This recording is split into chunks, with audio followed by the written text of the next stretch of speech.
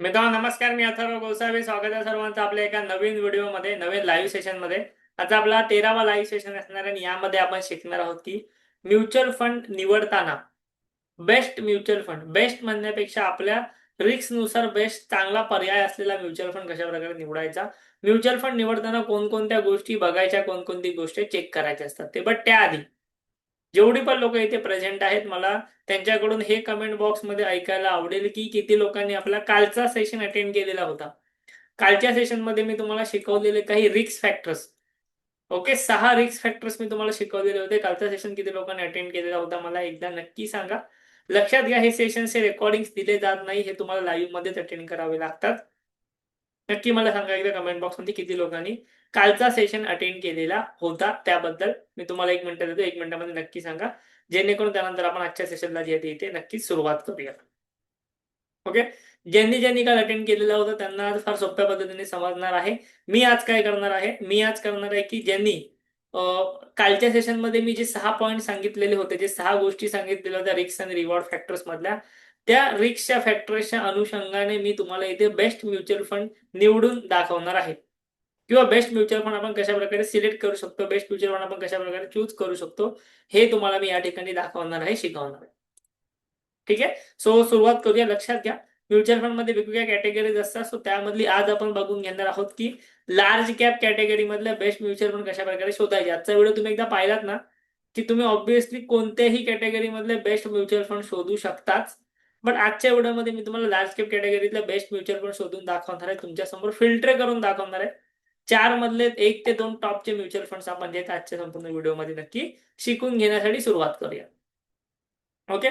So त्यासाठी जे आहे, आता आपण या ठिकाणी आलेलो आहोत इटी मनी या वेबसाईटवरती आणि इथे मी तुम्हाला ना एक टॉपचे 4 म्युच्युअल फंड, टॉप म्हणण्यापेक्षा एक गेल्या काही वर्षांमध्ये चांगला परफॉर्मन्स करणारे 4 म्युच्युअल फंड तुमच्या समोर इथे ओपन करून दाखवलेले आहेत. सर्वांना स्क्रीन दिसते का मला नक्की सांगा. लक्षात घ्या, तुमची दुसरीकडे कुठे म्युच्युअल फंड मध्ये इन्व्हेस्टमेंट असेल, आपल्या अंडर इन्व्हेस्टमेंट नसेल, तर तुम्हाला बाकीचे ॲडवायझर किंवा बाकीच्या ज्या ॲपवरती तुमची इन्व्हेस्टमेंट आहे ते तुम्हाला कशा प्रकारे गाईड करतात किंवा कशा प्रकारे नॉलेज देतात मला माहिती नाहीये. बट आपल्याकडे जे पण इन्व्हेस्टर्स आहेत, इव्हन तुमच्यापैकी काही लोक असे असतील त्यांचं आपल्या अंडर म्युच्युअल फंड मध्ये अकाउंट नाहीये, तरीही आपण अशा प्रकारे गाईड करतो की त्या व्यक्तीला संपूर्ण माहिती असली पाहिजे की ते कोणत्या फंड मध्ये इन्व्हेस्टमेंट करता आहेत, काय इन्व्हेस्टमेंट करतात. यासाठी आपण डेली सेशन्स घेत असतो संध्याकाळी 7:30 वाजता. ओके, डेली सेशन्स असतात, डेली लाईव्ह सेशन असतात. कोणीही मिस करू नका, अशा प्रकारचे सेशन फ्री मध्ये असतात. ठीक आहे. सो आज मी तुमच्यासाठी एक 4 प्रकारचे 4 म्युच्युअल फंड लार्ज कॅटेगरी मधले ओपन केलेले आहेत. मला कमेंट बॉक्समध्ये हे सांगा की तुमच्यापैकी किती लोकांकडे हे म्युच्युअल फंड तुमच्या पोर्टफोलिओमध्ये आहेत. किती लोकांकडे हे म्युच्युअल फंड तुमच्या पोर्टफोलिओमध्ये आहे. ते 4 चांगल्या प्रकारे परफॉर्म करणारे म्युच्युअल फंड्स आहेत लार्ज कॅप कॅटेगरीमध्ये. किती लोकांकडे हे म्युच्युअल फंड्स आहेत, किती लोकांकडे कोणता म्युच्युअल फंड आहे हे मला एकदा कमेंट बॉक्समध्ये जरा नक्की सांगा. कोणता म्युच्युअल फंड आहे तेही एकदा जरा नक्की सांगा. ओके. काही जणांकडे निपॉन असेल, काही जणांकडे आयसीआयसीआय असेल, एचडीएफसी असेल, कॅनरा रोबेको असेल. मला एकदा नक्की सांगा. आता लार्ज कॅप म्युच्युअल फंड पहिलं म्हणजे का निवडायचे. सो लक्षात घ्या, जर तुमचं एज जे आहे ते साधारणतः 40, 45, 50 या ब्रॅकेटमध्ये असेल तर तुम्ही लार्ज कॅप म्युच्युअल फंड मध्ये चांगल्या प्रकारची होल्डिंग्स ठेवू शकता. इव्हन तुमचं एज 25-30 जरी असेल तरी तुम्ही नक्कीच लार्ज कॅप मध्ये थोडीशी इन्व्हेस्टमेंट नक्कीच करा. लार्ज कॅप म्युच्युअल फंड काय करतात, ज्या मोठ्या कंपन्या असतात, निफ्टी 100 मधल्या ज्या कंपन्या असतात, त्या निफ्टी 100 मधल्या कंपन्यांमध्ये इन्व्हेस्टमेंट करतात, जेणेकरून ज्या ऑलरेडी मोठ्या कंपन्या आहेत आणि त्या वेल एस्टॅब्लिश कंपन्या आहेत, ज्या तुम्हाला रिटर्न्स कमी देतील. म्युच्युअल फंड मध्ये एक वेळ तुम्हाला रिटर्न्स कमी देतील, पण तुमची रिस्क जी आहे ती प्रॉपरली मॅनेज करतील. मी तुम्हाला ह्याच्या आधी एक सेशन घेतलेलं होतं, ज्यामध्ये तुम्हाला me as wise mutual fund सांगितलेले. किती लोकांनी तो सेशन अटेंड केलेला असेल गेल्या आठवड्याचा मला तेही सांगा.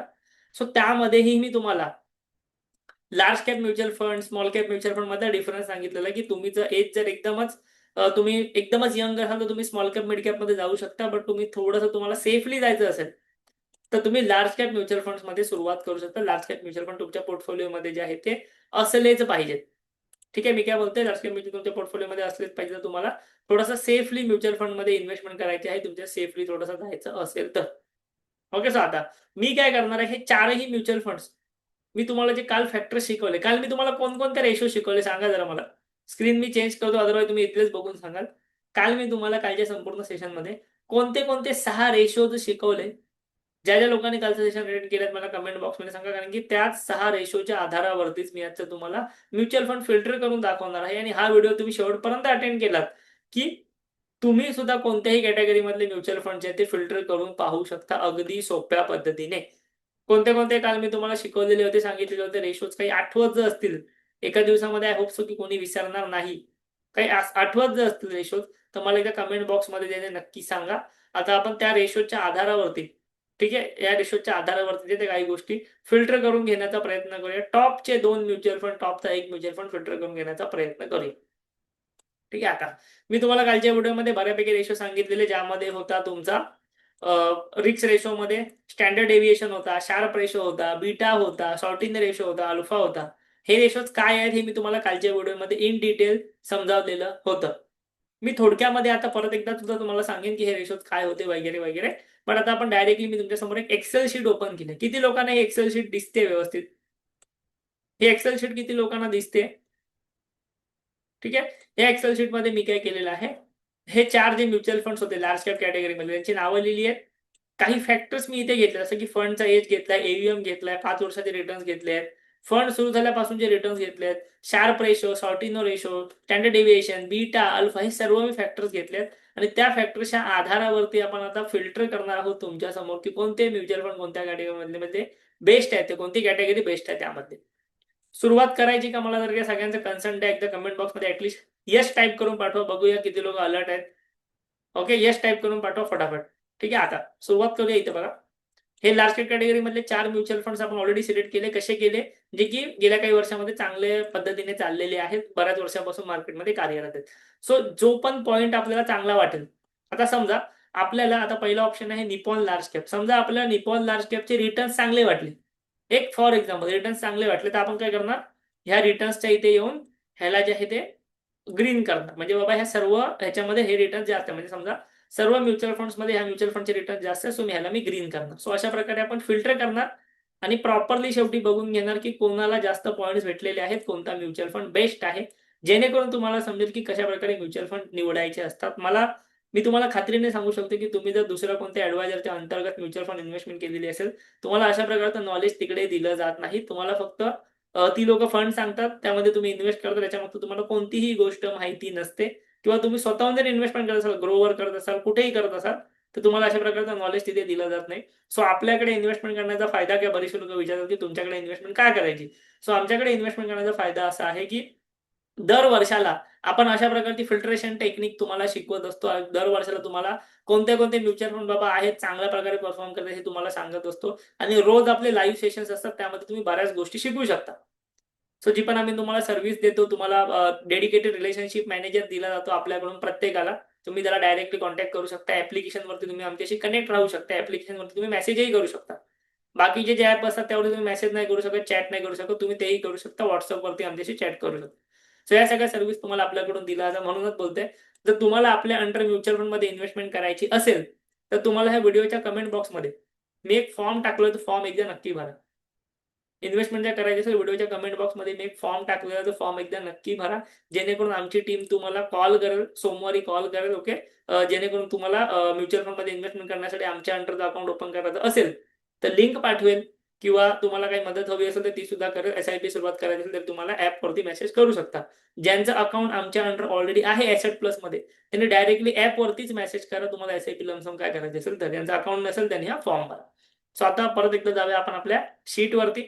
एक्सेल शीट वरती गेल्यानंतर जे आहे ते इथे आपल्याला आता कोणते कोणते फॅक्टर जे आहेत, ठीक आहे, कोणत्याही सिटीमध्ये असं तुम्ही इन्व्हेस्टमेंट तुमची आमच्या अंडर होते, सर्व काम ऑनलाईन होतं, काही ह्याच्यामध्ये प्रश्न नाही. आता बघा, इथे अजून काही फॅक्टर्स घेतले आहेत. फंड एज, लक्षात घ्या, फंड एज हा फॅक्टर आहे ना, हा फॅक्टर आपण इथे का घेतलाय? हा फॅक्टर आपल्याला इथे एखाद्या फंडचा एज म्हणजे एखाद्या फंडचा एक्सपिरियन्स सांगतो की बाबा त्या फंडचा एक्सपिरियन्स किती आहे. तुम्ही मला सांगा, एखादा फंड मार्केटमध्ये 5 वर्षापासून आहे आणि एखादा फंड मार्केटमध्ये 25 वर्षापासून चांगलं काम करतोय, तुम्ही कोणावरती जास्त विश्वास ठेवणार?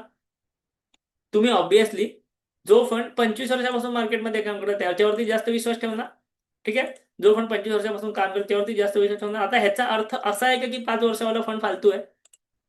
ह्याचा अर्थ असा होतो का की बाबा जो फंड 5 वर्षापासून आहे तो खराब आहे? नाही होत. बट आपल्याला विश्वास ठेवण्यासाठी हा एक फॅक्टर इम्पॉर्टंट. ह्याचा अर्थ असा अजिबात नाही की कमी एक्सपिरियन्स म्हणजे तो बरोबर नाही, कदाचित तो फंड चांगला असेल ह्याच्यापेक्षाही, पण एक्सपिरियन्स मॅटर करतो मार्केटमध्ये. ठीक आहे. आता त्याचप्रमाणे इथे बघूया, या सर्व फंडमध्ये कोणत्या फंडचं एज तुम्हाला जास्त दिसतंय? HDFC लार्ज कॅप फंडचं एज दिसतंय 29 वर्ष. 29 वर्षापासून हा फंड मार्केटमध्ये कार्यरत आहे. लक्षात घ्या, एवढी वर्ष मार्केटमध्ये 99% लोक इन्व्हेस्टमेंट करत सुद्धा नाही. म्हणजे आज जर मी तुम्हाला सांगितलं ना की तुम्हाला पुढची 29 वर्ष इन्व्हेस्टमेंट करायची आहे, तर बरीचशी लोक 29 वर्ष का 29 महिने सुद्धा करणार नाही. बट येस, आपण हे सांगितलं की तुम्हाला पुढचे 29 वर्ष नोकरी करायची, तर ऑब्व्हियसली बरीचशी लोक रेडी असतात. सो सांगण्याचा उद्देश काय की जेवढी वर्ष लोक इन्व्हेस्टमेंट करत नाही त्याच्या आधीपासूनही हा फंड कार्यरत आहे मार्केटमध्ये. ठीक आहे, हा फंड त्याच्या आधीपासूनही कार्यरत आहे. सो ऑब्व्हियसली आपण ह्याच्यावरती ट्रस्ट ठेवणार. पण ट्रस्ट ठेवणार याचा अर्थ असा होत नाही की 18 वर्ष 15 वर्षवाले फंड फालतू आहेत, असा अजिबात अर्थ होत नाही. ठीक आहे. सो त्यामुळे हा जो फॅक्टर आहे ना फंड एजवाला, हा तितकासा मॅटर करत नाही आपल्या फिल्ट्रेशन मध्ये. नो डाऊट आपण हे इन्फॉर्मेशनसाठी इथे लिहिलेलं आहे की 29 वर्ष जास्त आहे, पण याचा अर्थ असा नाही होत की 15 वर्ष 17 वर्ष 18 वर्षाचा एक्सपिरियन्स कमी आहे, तोही खूप जास्तच आहे. सो इथे आपण कोणतेही फिल्ट्रेशन वापरणार नाही. हे सर्व पॉईंट्स ते आपल्यासाठी सिमिलर असतील. सेम त्याच प्रकारे एयूएम मध्ये बघा, तुम्ही ते इथे बघितलं तर निपॉन इंडियाचा एयूएम आहे. एयूएम म्हणजे asset under management. Asset under management म्हणजे ह्या पर्टिक्युलर म्युच्युअल फंड मध्ये किती पैसा आहे, या पर्टिक्युलर म्युच्युअल फंड मध्ये किती पैसा आहे. सो साधारण त्या म्युच्युअल फंड मध्ये 51,000 करोड आहेत. ICICI मध्ये 77,000 करोड आहेत. HDFC मध्ये 40,000 करोड आहेत आणि कॅनरा रोबेको मध्ये 17,000 करोड आहेत. सो हे सुद्धा जे आहे ते इम्पॉर्टंट डेटा आहे, पण फिल्ट्रेशन टेक्निकसाठी ही अमाऊंट एवढी मॅटर करत नाही. परत तेच, ज्याच्याकडे 77,000 करोडचा फंड आहे तो फालतू फंड, आणि 17,000 वाला चांगला असं नाही, किंवा 77 वाला चांगला आणि 17 वाला फालतू असंही नाही. तो फक्त एक नंबर आहे जो तुम्हाला समजावं म्हणून मी या ठिकाणी टाकलाय. सो फिल्ट्रेशन आपण कशात करणार आहोत? फिल्ट्रेशन आपण करणार आहोत या डेटामध्ये, जिथे तुम्हाला 5 वर्षाचा CAGR, रिटर्न सिन्स स्टार्ट म्हणजे हा फंड जेव्हापासून सुरू झाला तेव्हापासून किती CAGR दिलाय तो, Sharpe ratio, Sortino ratio, standard deviation, beta, alpha, यामध्ये आपण फिल्ट्रेशन करणार, बेस्ट फंड शोधून काढणार. सुरुवात करूया पहिलं म्हणजे 5 वर्षाच्या रिटर्न्स पासून. मला सांगा कोणत्या फंडने 5 वर्षामध्ये सगळ्यात बेस्ट रिटर्न्स दिलेले आहेत ह्या सगळ्यामध्ये. So obviously HDFC large cap फंडने चांगले रिटर्न्स दिले. त्याला आपण येलो करू. आणि सेकंड थिंग, आपल्याला आता 2 म्युच्युअल फंड ऍक्च्युअली शोधायचे आहे. सो आपण त्या ठिकाणी तशा प्रकारे कलर सुद्धा करू शकतो, पण आपण सेकंड वाला नंतर बघूया. पहिला आपण एक ऑप्शन इथे बघूया फक्त. ठीक आहे, पहिला आपण टॉपचा बघूया कोणता आहे. इंटरेस्टेड आहात तुम्ही नक्की सांगा. सेकंड आहे तो म्हणजे शार्प रेशो. आता मला सांगा शार्प रेशो म्हणजे काय? शार्प रेशो म्हणजे काय हे मी तुम्हाला कालच्या व्हिडिओमध्ये समजावलं, तरीही तुम्ही मला सांगा शार्प रेशो म्हणजे काय? किती लोकांनी कालचा व्हिडिओ अटेंड केला, कालचा सेशन अटेंड केला? फक्त टाइमपासला अटेंड करत जाऊ नका, नोट्स वगैरे काढा, सर्व माहिती मिळवा. मी तुम्हाला 1 मिनिट देतो, मला कमेंट बॉक्समध्ये सांगा शार्प रेशो म्हणजे काय असतं.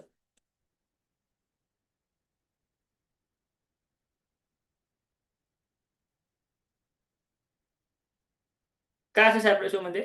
शार्प रेशो म्हणजे जर विसरला असाल, माहिती नसेल, परत एकदा सांगतो, जे पण आपण शिकवतो नोट्स काढत चला. कालच्या सेशनमध्ये मी शिकवलेलं होतं. शार्प रेशो म्हणजे काय इथे बघा, तुम्हाला इथे दिसतंय, मी तुमच्यासाठी चार्ट परत एकदा आणलेला आहे. Returns per unit of total risk. म्हणजे शार्प रेशो म्हणजे काय? हा म्युच्युअल फंड जेवढी रिस्क घेतोय त्याच्या तुलनेमध्ये त्यांनी रिटर्न्स किती जास्त दिलेले आहे ते तुम्हाला शार्प रेशो दाखवतो. आणि शार्प रेशो हा नेहमी जास्त हवा. म्हणजे एखादा म्युच्युअल फंड जेवढी जास्त रिस्क घेतो त्याच्या तुलनेमध्ये त्यांनी रिटर्न्स पण जास्त दिलेले आहेत का? जेवढा जास्त शार्प रेशो असेल तेवढं चांगलं. सिंपल लॉजिक आहे. जेवढा जास्त तुमचा म्युच्युअल फंडचा शार्प रेशो असेल तेवढं चांगलं. ठीक आहे. आता इथे बघा, ह्याच्यामध्ये शार्प रेशो सगळ्यात जास्त कोणाचा आहे, तर आहे Nippon India large cap fund. ह्याला आपण एक मार्क देऊया की निपॉन इंडियाचा शार्प रेशो चांगला आहे, जेवढा जास्त तेवढा चांगला. सेकंड आहे सॉर्टिनो रेशो. सॉर्टिनो रेशो म्हणजे काय, परत एकदा सांगा. सॉर्टिनो रेशो म्हणजे काय? सॉर्टिनो रेशो म्हणजे तुमची returns per unit of down side risk. म्हणजे एखाद्या म्युच्युअल फंडची डाऊन साइड रिस्क किती आहे, खाली पडण्याची रिस्क किती आहे. सो त्याच्या डाऊन साइड रिस्कच्या हिशोबामध्ये जो सगळ्यात जास्त रिटर्न्स देतो आहे त्याला सॉर्टिनो रेशो असं म्हणतात. आणि सॉर्टिनो रेशो सुद्धा जास्त पाहिजे. लक्षात घ्या, शार्प रेशो आणि सॉर्टिनो रेशो नेहमी जास्त पाहिजेत. सो सॉर्टिनो रेशो कोणाचा जास्त आहे? पुन्हा एकदा सॉर्टिनो रेशो इथे जास्त आहे तुमचा आपल्या निपॉन इंडियाच्या म्युच्युअल फंडचा. ओके, निपॉन इंडियाच्या म्युच्युअल फंडचा. कळलं सर्वांना? ओके.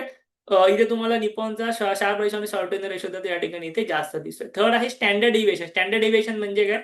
स्टँडर्ड डिव्हिएशन जे आहे स्टँडर्ड डिव्हिएशन हे नेहमी कमी पाहिजे. स्टँडर्ड डिव्हिएशन म्हणजे व्होलॅटिलिटी. सो व्होलॅटिलिटी जी आहे ती मार्केटमध्ये तुम्हाला नेहमी कमी पाहिजे. सो स्टँडर्ड डिव्हिएशन आपण या ठिकाणी सर्वांचं ऑलमोस्ट सेम आहे. सो इथे आपण काही मार्किंग नको करू, इथे आपण सगळ्यांना सेम द्या. स्टँडर्ड डिव्हिएशन सगळ्यांचं सेम आहे. सो ठीक आहे, व्होलॅटिलिटी कमी आहे. त्यानंतर बीटा. बीटा म्हणजे काय की तुमच्या बेंचमार्कच्या तुलनेत, म्हणजे बेंचमार्कच्या तुलनेमध्ये तो किती जास्त मूव्ह होतोय. सो बीटा नेहमी कमी पाहिजे. आता तुम्ही इथे बघाल तर बीटा सुद्धा सगळ्यांचा ऑलमोस्ट सेम आहे. सो इथे आपण कोणतीही मार्किंग नको दे. मी तुम्हाला म्हटलेलं की हे चारही फंड तसे चांगल्या प्रकारे परफॉर्म करतात, पण त्यातल्या त्यात आपण टॉप शोधतोय. सो अल्फा आणि बीटामध्ये काही कॉम्पिटिशन नाही. त्यानंतर इथे सॉरी, स्टँडर्ड डिव्हिएशन आणि बीटामध्ये कॉम्पिटिशन नाही. आता हे अल्फा. अल्फा म्हणजे काय, ऍक्सेस रिटर्न्स. किती ऍक्सेस रिटर्न्स दिले सगळ्यात जास्त ते दिलेले आहेत निपॉनच्या म्युच्युअल फंड. सो इथे सुद्धा निपॉनचा म्युच्युअल फंड आहे, इथे जिंकलेला आहे. आता मला सांगा, आपण जेवढं फिल्ट्रेशन केलं त्याच्यामध्ये सगळ्यात जास्त पॉईंट्स कोणाला भेटले, तर निपॉनला भेटले. निपॉनचा शार्प रेशो पण जास्त आहे, शॉर्ट एंड पण जास्त आहे, अल्फा पण जास्त. सो याचा अर्थ निपॉन लार्ज कॅप हा म्युच्युअल फंड तुम्हाला चांगल्या प्रकारे रिस्क रिवॉर्डच्या तुलनेमध्ये रिटर्न देतात. तुम्ही इथे जर बघाल ना, तर सुरुवात झाल्यापासून रिटर्न्स निपॉनचे आहे 12%. मग तुम्ही म्हणाल की त्याच्यापेक्षा आयसीआयसी आणि एचडीएफसी जास्त आहे ना, पण लक्षात घ्या, फक्त रिटर्न्स नाही बघत आहे आपण रिस्कचे रेशो सुद्धा बघतोय की मार्केटमध्ये रिस्क आली तर काय. सो त्या सर्व तुलनेमध्ये लार्ज कॅप कॅटेगरीमध्ये निपॉन इंडियाचा लार्ज कॅप म्युच्युअल फंड तुम्हाला चांगल्या प्रकारे परफॉर्म करत आहे. 18-19 वर्षापासून फंड मार्केटमध्ये कार्यरत आहे. क्लिअर आहे? मी तुम्हाला जे सांगितलं आता ते तुम्हाला क्लिअर असेल तर मला एकदा कमेंट बॉक्समध्ये सांगा. ठीक आहे. सेकंड जर बघाल आपण, तर तुम्हाला या ठिकाणी सेकंड जर समजा म्युच्युअल फंड बेस्ट बघायला गेलो, तर अकॉर्डिंग टू रिस्कच्या तुलनेमध्ये तुम्हाला निपॉन बेस्ट वाटतो आहे. बट जर तुम्ही एक्सपिरियन्सच्या हिशोबाने बघायला गेलात की अनुभव कोणाचा जास्त आहे, तर 29 वर्षाचा अनुभव आहे आणि 29 वर्षामध्ये सीएजीआर दिलेला आहे 17.7%. म्हणजे 29 वर्ष 17%चा सीएजीआर रिटर्न देणं खाऊची गोष्ट नाहीये. खूप चांगले रिटर्न्स आहेत ते. ठीक आहे. भले तुम्हाला इथे अल्फा थोडासा कमी दिसतो आहे किंवा short in ratio, Sharpe ratio थोडा कमी दिसतोय ह्यांच्या तुलनेमध्ये, बट रिटर्न्स त्याने दिले 17%. सो सेकंड ऑप्शन आहे तुमच्यासाठी एचडीएफसी लार्ज कॅप. तुम्ही तर लार्ज कॅप कॅटेगरीमध्ये इन्व्हेस्टमेंट करत असाल, पहिला आहे निपॉन लार्ज कॅप, सेकंड आहे एचडीएफसी लार्ज कॅप. सो हे दोन म्युच्युअल फंड तुम्हाला लार्ज कॅप कॅटेगरीमध्ये आतापर्यंत चांगला परफॉर्म करताना दिसत आलेले आहेत. ठीक आहे. इथपर्यंत कोणाला काही डाऊट असेल मला कमेंट बॉक्समध्ये सांगा. मी तुम्हाला दोन म्युच्युअल फंडची नावं जी आहेत ती ऑलरेडी सांगितलेली तर आहेतच. ठीक आहे, ऑलरेडी सांगितलेले आहेत. इथपर्यंत काही डाऊट असेल मला एकदा नक्की सांगा. आजच्या सेशनमध्ये मला तुम्हाला फक्त हेच शिकवायचं होतं. तुम्हाला अशाच प्रकारे small cap, mid cap, flexi cap, multi cap शिकायचे असतील तर मला चॅट बॉक्समध्ये, कमेंट बॉक्समध्ये कमेंट करून नक्की सांगा. तुम्हाला आमच्या अंडर म्युच्युअल फंडमध्ये इन्व्हेस्टमेंट करायची आहे तर मी तुम्हाला कमेंट बॉक्समध्ये जो फॉर्म दिलेला आहे तो एकदा फॉर्म नक्की भरा. ओके, चॅट बॉक्समध्ये तुम्हाला मी फॉर्म दिलेला आहे, तो फॉर्म नक्की भरा. ठीक आहे, जेणेकरून तुम्हाला आमच्या under mutual fund account open करायचं असेल, अकाउंट ओपन करू शकता. आमच्या अंडर इन्व्हेस्टमेंट करायचे, आमच्या अंडर ऑलरेडी अकाउंट असेल त्या ॲपवरती मेसेज करा, आमची टीम तुम्हाला संपूर्ण गाईड त्या ठिकाणी करेल. असेच सेशन्स आपण रोज घेणार आहोत. उद्याही संध्याकाळी आपण सेशन घेणार आहोत, तो सुद्धा नक्की अटेंड करा. आणि तुम्हाला small cap, mid cap, flexi cap चे म्युच्युअल फंड अशा प्रकारे शोधून हवे असतील मला कमेंट बॉक्समध्ये सांगा. आपलं हे जे युट्यूब चॅनल आहे, युट्यूब चॅनलची लिंक मी तुम्हाला पाठवतो. जवळपास 150हून अधिक व्हिडिओ म्युच्युअल फंड बद्दल अवेलेबल आहेत. आपल्या चॅनलला आत्ताच जाऊन सबस्क्राईब करा, फ्री चॅनल आहे. ठीक आहे, युट्यूब चॅनल आत्ताच जाऊन तुम्ही सबस्क्राईब करा. तुम्हाला इन्व्हेस्टमेंट आपल्या अंडर करायची असेल, हा फॉर्म वरचा नक्की भरा. तुम्ही फॉर्म दिलाय तो फॉर्म वरचा नक्की भरा. आमची टीम तुम्हाला आमच्या ॲपची लिंक पाठवेल, तिथे अकाउंट ओपन करा. त्यानंतर तुम्ही आमच्या अंडर इन्व्हेस्टमेंट सुरुवात करू शकता. ठीक आहे, जो फॉर्म दिलेला आहे त्यासाठी तुम्हाला त्या ठिकाणी दिलेला आहे. सोमवारच्या दिवशी तुम्हाला तिकडे कॉल द्यायला सुरुवात होते.